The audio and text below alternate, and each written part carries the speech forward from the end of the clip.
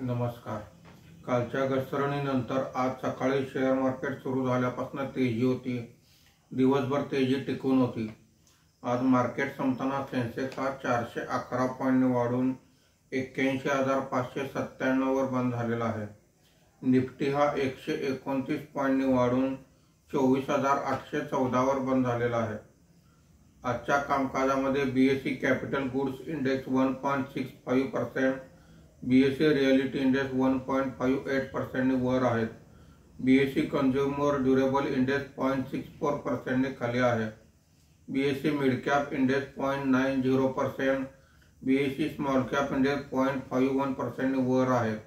सर्वात जास्त वाढ निफ्टी डिफेन्स इंडेक्स मध्ये 3.41% झालेली आहे। आजच्या कामकाजामध्ये निफ्टीमध्ये वाढलेले मुख्य शेअर्स पुढील प्रमाणे: Bharat electronics 5.28%, Cipla 1.93%, Tata steel 1.86%, HDFC life insurance 1.69% अशी वाढ आहे।